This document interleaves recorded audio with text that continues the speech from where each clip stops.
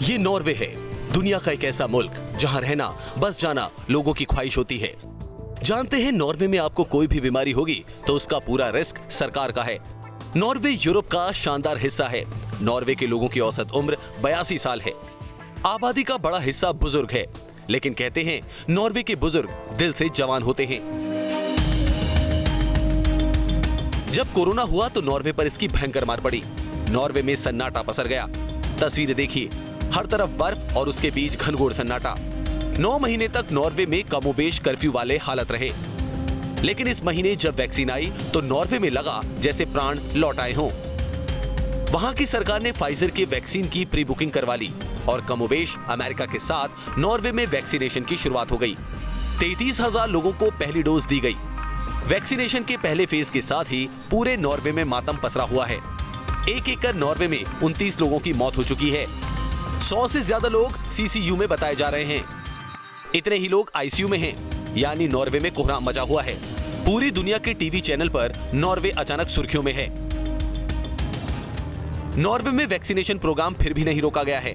हाँ, बुजुर्गों को वैक्सीन देने में एहतियात बरती जा रही है। एक हाई पावर मेडिकल कमेटी बना दी गई है जो ये तय करेगी कि बुजुर्गों को वैक्सीन फिलहाल दी जाए या नहीं। अगर दी जाए तो कैजुअलिटी रोकने के लिए और क्या उपाय किए जाएं। सिर्फ नॉर्वे नहीं, यूरोप के कई देशों में कोहराम है। यहाँ हम आपको नेशन वॉइस डाटा दिखाते हैं।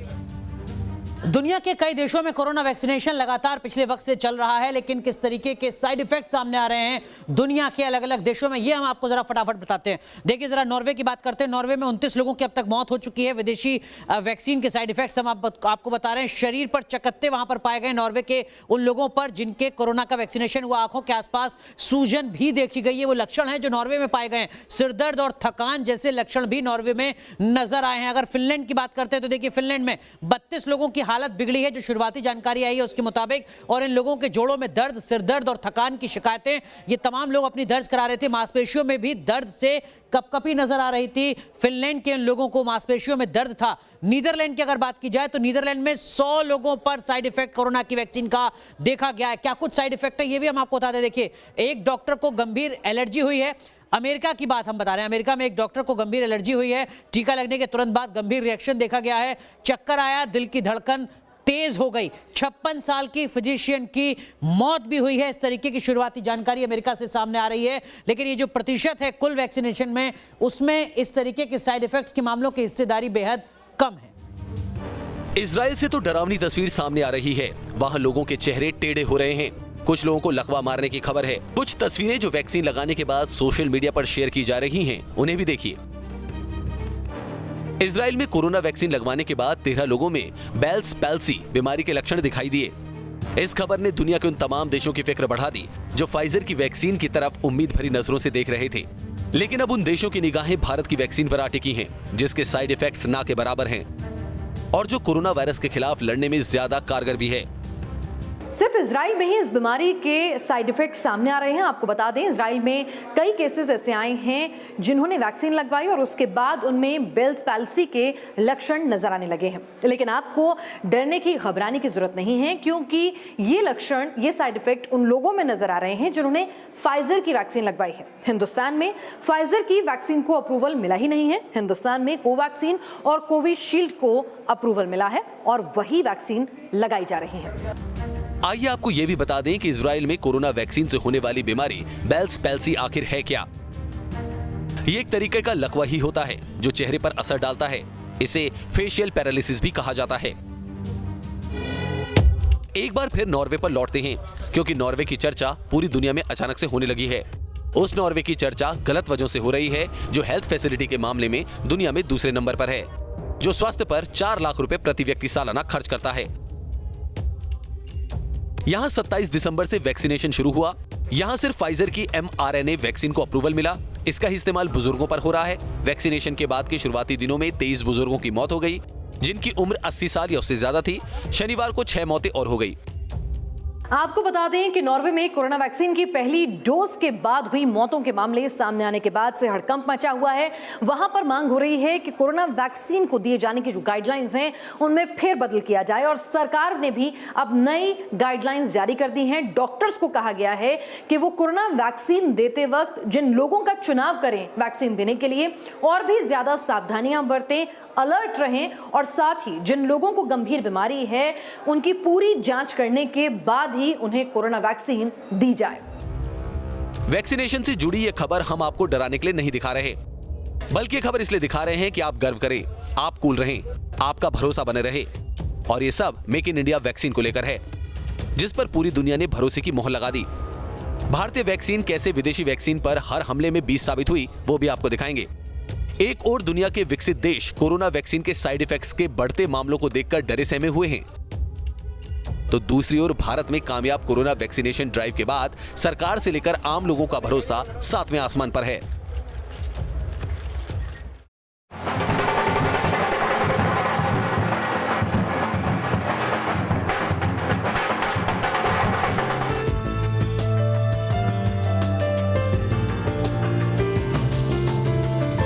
ये कोरोना को हराने की हिंद के हौसले की तस्वीर है। ये भारतीय ब्रह्मास्त्र से कोरोना को परास्त करने का मेगा सेलिब्रेशन है और इसी के साथ मजबूत होता जा रहा है कोरोना को हराने का हिंदुस्तान का संकल्प। मानवता को संकट में डालने वाले कोरोना के खात्मे का इरादा फौलादी होता जा रहा है और इसी के साथ मेड इन इंडिया ब्रांड का डंका पूरी दुनिया में बज रहा है और हिंदुस्तान को सबसे बड़ा वैक्सीन सप्लायर बनाने जा रहा है। जो जीवन रक्षक टीके लगते हैं वो भारत में ही बनते हैं। भारत की सख्त वैज्ञानिक प्रक्रियाओं से ही होकर के गुजरते हैं।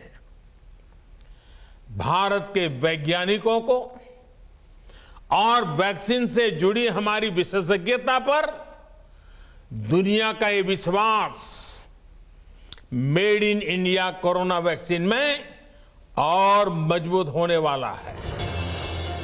पूरी दुनिया में कोरोना को मिटाने का पीएम नरेंद्र मोदी का यह संकल्प भारतीय वैज्ञानिकों की उस कामयाबी के बाद आया जिन्होंने कोरोना के खात्मे के लिए एक नहीं बल्कि दो देसी टीके का इजाद कर दिया।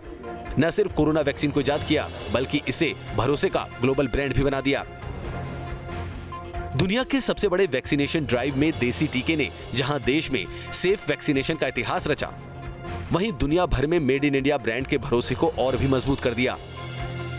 मैं बस सबसे यही कहना चाहूँगी कि हमारे रिसर्चर्स, हमारे साइंटिस्ट ने बिना रिसर्च के तो ये वैक्सीन बनाई नहीं है, तो आप उस पर विश्वास रखिए, हमारे देश पे विश्वास रखिए। आज पूरी दुनिया इंडिया को ही देख रहा है, हमसे वैक्सीन मांग रहा है और इतनी सस्ती पूरे वर्ल्ड में वैक्सीन आई है, इतनी जल्दी आई है।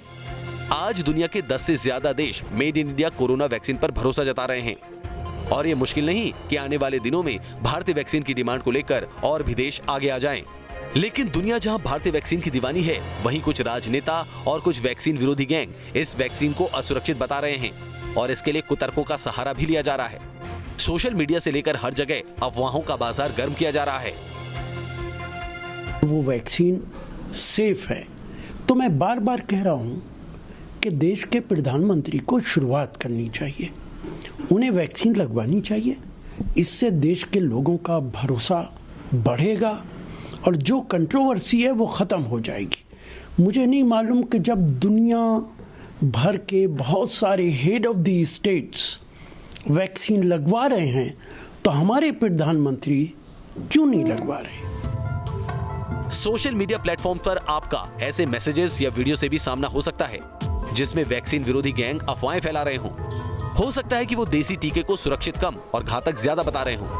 आपको मुरादाबाद के कोरोना वॉरियर की वैक्सीनेशन के बाद मौत की खबर भी पढ़ने और सुनने को मिले, लेकिन जो सच है वो सबके सामने है। मुरादाबाद के वार्ड बॉय की पोस्टमार्टम रिपोर्ट में खुलासा हो चुका है कि कोरोना वैक्सीन नहीं, हार्ट अटैक से हुई थी वार्ड बॉय की मौत। वार्ड बॉय महिपाल सिंह को 16 जनवरी को कोविशील्ड का टीका लगा था और अगले दिन यानी 17 जनवरी यानी रविवार को सीने में दर्द और सांस लेने में परेशानी होने पर उसे जिला अस्पताल ले जाया गया, जहां इमरजेंसी वार्ड में तैनात डॉक्टर ने उसे मृत घोषित कर दिया। डॉक्टर ने उसी समय बताया था कि महिपाल के लक्षण हार्ट अटैक जैसे हैं। उन्होंने आशंका जताई थी कि मौत की वजह हार्ट अटैक हो सकती है। वहीं पोस्टमार्टम रिपोर्ट में भी अब मौत की वजह हार्ट अटैक ही आई है। हो जाएगा। डेथ की बात है सर फैमिली का। वैक्सीन रिलेटेड कोई ऐसा डेथ नहीं है, इंसिडेंटल और चीजें भी हो सकती हैं। वैक्सीन विरोधी गैंग देसी टीके की इफेक्टिवनेस पर भी सवाल उठा रहा है, लेकिन इन सवालों का जवाब एम्स के पूर्व डायरेक्टर समेत 45 विशेषज्ञों के ग्रुप ने तो दे ही दिया है, जिनका दावा है कि भारत में बनी वैक्सीन पूरी तरह सुरक्षित है। इतना ही नहीं, देश के सबसे बड़े अस्पताल एम्स के डायरेक्टर रणदीप गुलेरिया तक ने ये वैक्सीन लगवाई और वो बार बार कहते आ रहे हैं कोरोना से लड़ने के लिए ये वैक्सीन काफी मददगार है। स्वदेशी वैक्सीन को लेकर दावा है कि कोवैक्सीन को वेरोसेल प्लेटफॉर्म पर बनाया गया है। इस टेक्नोलॉजी का सेफ्टी और एफिकेसी के संबंध में पूरी दुनिया में जबरदस्त ट्रैक रिकॉर्ड रहा है। केंद्र सरकार के आंकड़ों के मुताबिक 2 दिनों के दौरान देश में 2.24 लाख से ज्यादा हेल्थ वर्कर्स और फ्रंटलाइन वर्कर्स को कोविड-19 के टीके लगाए गए। 2,07,229 लोगों को शनिवार को टीके लगाए गए, जो कि किसी देश में एक दिन में टीकाकरण की सबसे ज्यादा संख्या है। रविवार को सिर्फ 6 राज्यों ने कोरोना वायरस टीकाकरण अभियान चलाया और 553 सेशन में कुल 17,072 लोगों को टीका लगाया गया। स्वास्थ्य मंत्रालय के मुताबिक 2 दिन बाद देश भर में साइड इफेक्ट के सिर्फ 447 मामले सामने आए। इन 447 मामलों में से केवल 3 लोगों को अस्पताल में भर्ती कराने की जरूरत पड़ी। अस्पताल में भर्ती कराए गए तीनों व्यक्तियों में से 2 को उत्तर रेलवे अस्पताल और दिल्ली के एम्स से छुट्टी दे दी गई, जबकि एक ऋषिकेश एम्स में निगरानी में है और उसकी स्थिति ठीक है। ये आंकड़े वैक्सीन विरोधी गैंग के मुंह पर जोरदार तमाचा है, जो बताने के लिए काफी है कि देसी टीका न सिर्फ सुरक्षित है, बल्कि कोरोना जैसी महामारी से लड़ने के लिए काफी कारगर भी है।